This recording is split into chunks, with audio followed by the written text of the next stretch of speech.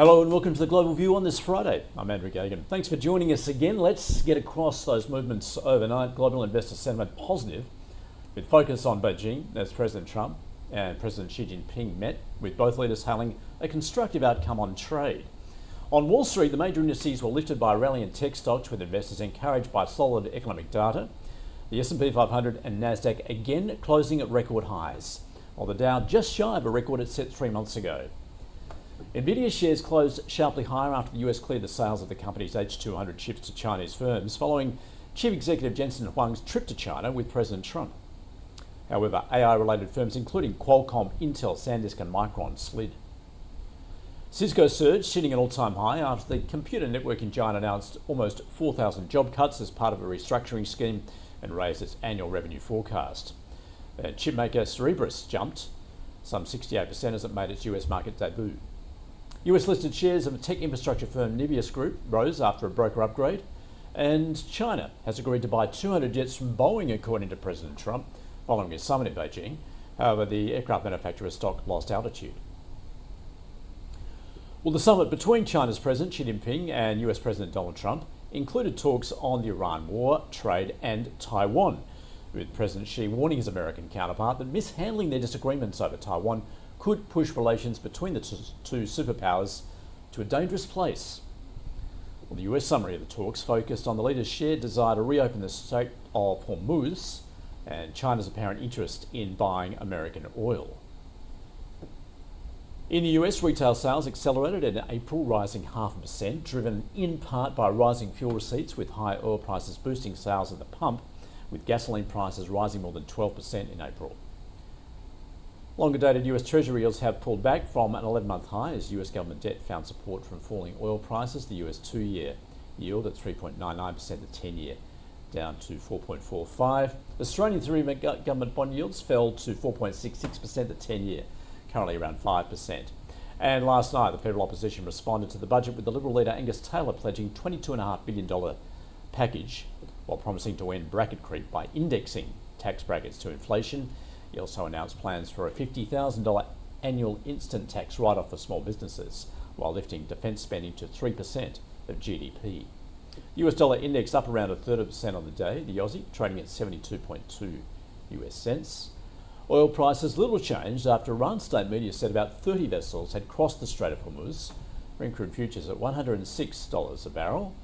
Gold edging lower, pressured by a firmer US dollar. Spot gold at around $4,650 an ounce. Copper futures were down more than 1%. Iron ore at $113 a tonne. And Bitcoin trading above 81,000 US dollars. Well, let's now get across those moves on Wall Street. Brad Gastwirth joining us from Circular Technology. Brad, welcome back to you. So, as I just mentioned there, very much focus on those talks between President Trump and President Xi. How did the market respond to that, in particular, I guess, trade, but also, obviously, given he was accompanied by the likes of Elon Musk and Jensen Huang? Yeah, also Tim Cook, quite a little envoy that the U.S. had over in Beijing. But no, I mean, the markets took it relatively well. I think that there's significant tensions with China and Taiwan when you look at what's with the U.S. policy and the way U.S. looks at Taiwan. I think that was one of the biggest stumbling blocks. But in terms of trade, I mean, conversations went maybe better than most expected. You got China looking to buy 200 Boeing planes. You got Nvidia now selling their H200s into some of the largest companies in China. So ultimately, I'd say it's a win-win from a trade perspective. On the Strait of Hormuz, I mean, at least our media is reporting that in backdoor sessions that you would actually have China press for, helping with Iran opening the Strait of Hormuz without charging anybody. But ultimately, there's still a lot to be learned. But I'd say that markets overall reacted positively. We did obviously hear perhaps Nvidia has made some gains there in terms of the H200 chip. I mean, how significant is that? Yeah, I mean, they have the H200 for China can open up a big market, but it's still not the leader of their GPUs. So you're not talking like Vera Rubin or any Blackwell stuff. I mean, you're looking at sort of secondary GPUs that are very strong. Don't get me wrong, but they're not the latest and greatest. So that's that's still an issue for the region. But it opens up another opportunity for Nvidia in China for sure. Now, just in terms of some movement on Wall Street, obviously, like more records, Brad, it's something to behold, isn't it, this rally at the moment?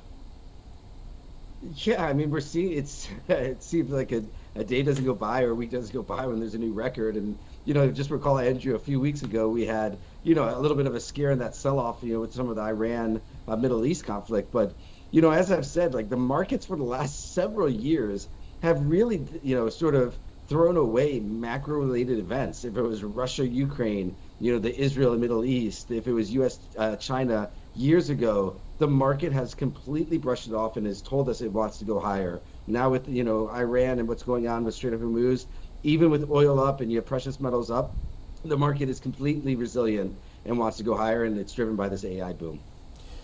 Now, as I mentioned there, Brad, Cisco hitting an all-time high. So another one of those AI players there cutting jobs and looking for greater efficiencies courtesy of AI. Yeah, I mean, we're gonna see this continuing, Andrew. I mean, you've already heard several companies laying off, tens of thousands of employees at the largest companies, and I think it's a trend, unfortunately, that AI is going to continue to do. It's going to replace many jobs in the entry level or in even customer service, and I think in the 5 to 10 year future, it will replace a lot more jobs, but. You're going to continue to see that. With Cisco numbers, I mean, the company's been reporting well. At the edge, on the networking edge, is really one of the last, areas to really innovate with AI. And I think Cisco's looking at some interesting things. But I think right now, anything that's playing with this AI boom and the networking edge certainly is going to be a participant. Now, Brad, Cerebras, the latest one to join the party in AI, the chip maker. What did you make of that debut? Wow, I mean, up 70 or close to 70% on its IPO is pretty remarkable. I mean, even given where the price now, the one thing that I think that most people were understanding, it was very under allocated. There was not that many shares, and then ultimately, I think there's a significant amount of demand. So I mean, clearly that showed at the marketplace today with the stock almost up 70% on its IPO. To me, it's a little crazy. I mean, I think what did this company do? 500 million in revenue, and now it has this drastic, earth-shattering valuation. I think it's something that we need to continue to watch. But clearly, there's a big investor appetite for hardware that goes into the AI infrastructure. Yeah. What? So you're saying this still has so much more to run, and therefore we're likely to see this extend well beyond 2026. Well, I mean, for Cerberus in particular, I think the valuation is high, but I mean, the valuation alone is never a reason to buy or sell a stock. And we've seen Nvidia with Grok and buying things. This is another wafer level AI semiconductor that could be a big competitor to Nvidia and Google's TPU. But they really haven't generated that much revenue. So I think, right now there's a very lofty valuation. They need to settle in and have more outcomes. And, the raise gives them more capital to do so. But I need to see more at this valuation before I jump in with both feet. Now, of course, day by day, Brad, we're seeing more and more demand, for data. Therefore, that's putting pressure on supply, courtesy of those data centers. Interestingly, we're looking at potentially putting them in space, orbiting the planet. Oh my God, yeah. I'm fascinated to see what the economics of that is. Yeah, I mean, first of all, it seems like a little sci-fi, right? Like all of a sudden, orbital data centers. But SpaceX just announced that it's working with Google to put data centers in space. And, SpaceX has really, incredibly executed on many things that they didn't think were possible. And, if there's somebody who I wouldn't really bet against, it's Musk. I mean, as much as people think his hands are way too full, he continues to deliver. And I mean, again, this is years to come, but it just shows you how much extra is needed on this AI build, and where the smartest people in the world believe it's going. I still believe we're in the very early innings of this boom. I still believe that there's going to be a tremendous amount of demand, and it's just going to eat up a lot of the semiconductors and supply chain. And I think that that entire sector is going to continue to do well. And eat up a lot of energy at the same time, Brad. I mean, that is also the challenge, isn't it? Yeah, I mean, that's like a company that does like modules, like Bloom Energy is a really good one to look at. The company has gone sort of parabolic. but they have, these modules that go into data centers because, the grid just isn't enough. The next real move is SMR, which is like a small medium module reactor that has nuclear. And I think when you look at, there's clearly, some issues with nuclear energy, but it's, there's a lot of companies investing in it because they're trying to figure out a way to solve the energy crisis. And, we're not even at the crisis yet. And I think when we look at it a year or two, it's going to get really, really big. That's why everybody's investing so heavily and trying to figure out the best way to power these companies. Brad, thanks for joining us on Circular Technology. Thank you. Let's turn our attention to the local market on this Friday morning ahead of the open and looking for a positive start. So we just managed to finish in the green yesterday. Looking to build on that, currently up almost 0.6%. Join us in just a moment.